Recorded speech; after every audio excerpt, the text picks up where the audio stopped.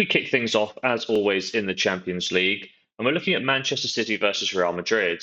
The first leg was a heck of a game, with Man City taking the lead just after 2 minutes. There were 6 goals shared between the two sides and some real quality strikes in there as well.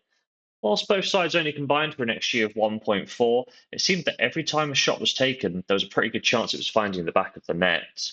For Manchester City, this draw means that their streak of 8 consecutive wins in this year's Champions League has come to an end, and we're set up quite nicely for a winner-takes-all tie at home at the Etihad. For the away side, Los Blancos, well, they preserved their unbeaten streak at home in Europe, and they're also yet to taste defeat in this year's edition of the Champions League.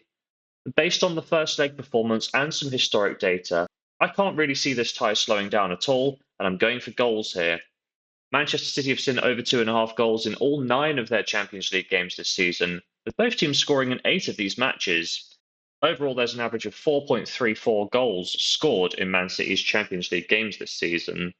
The away side, Madrid, well, they've seen at least 3 goals scored in 6 of their 9 Champions League games for an average of 3.56 goals per game.